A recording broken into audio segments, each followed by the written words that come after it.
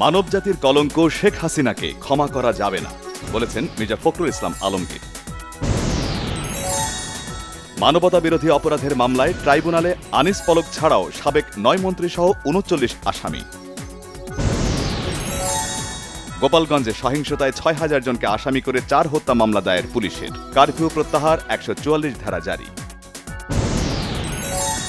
স্বরাষ্ট্র উপদেষ্টা বলেছেন, গোপালগঞ্জের ঘটনায় রাজনৈতিক প্রভাব ছিল, ধীরে ধীরে স্বাভাবিক অবস্থা ফিরছে।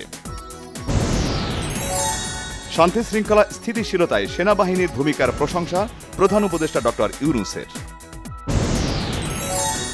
৭২-এর মুজিববাদী সংবিধান বাতিল করে রাষ্ট্র পরিচালনায় নতুন সংবিধান রচনা করতে হবে দাবি নাহিদ ইসলামের। নির্বাচনকালীন তত্ত্বাবধায়ক সরকার ব্যবস্থায় একমত হলেও গঠন প্রক্রিয়া নিয়ে ঐকমত্যে পৌঁছাতে পারেনি রাজনৈতিক দলগুলো।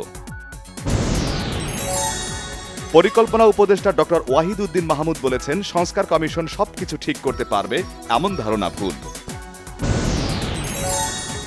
মিটফোর্ডে ব্যবসায়ী সোহাগ হত্যার ঘটনায় আদালতে স্বীকারোক্তিমূলক জবানবন্দি দিয়েছে প্রধান আসামি মাহিন।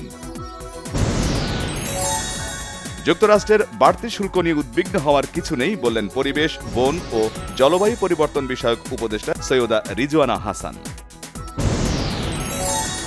নগরে যেখানে সেখানে বাস থামানো বন্ধ করতে হবে, এতেই বিদ্যমান কাঠামোতে যানজট অনেকটা কমে যাবে বলেছেন সড়ক পরিবহন ও সেতু উপদেষ্টা।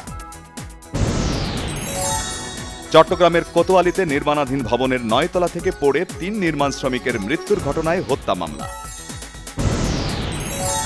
বিভিন্ন অনিয়মের অভিযোগে চট্টগ্রামের আগ্রাবাদ সার্কেল ভূমি অফিসে অভিযান চালিয়েছে দুর্নীতি দমন কমিশন দুদক। গাজায় ৭৩ ত্রাণ প্রত্যাশী সহ ৮৪ ফিলিস্তিনিকে হত্যা করেছে ইসরায়েলি বাহিনী। পুষ্টিহীনতায় ২ ফিলিস্তিনি শিশুর মৃত্যু।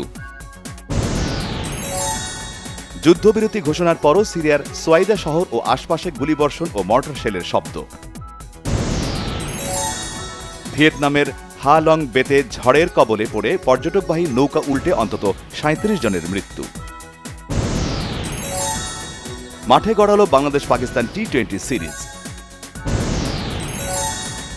যুক্তরাষ্ট্রের মেজর সকার লিগে মেসির আবারও জোড়া গোল, আর্জেন্টাইন ফুটবল মহাতারকা ভাঙলেন রোনালদোর রেকর্ড।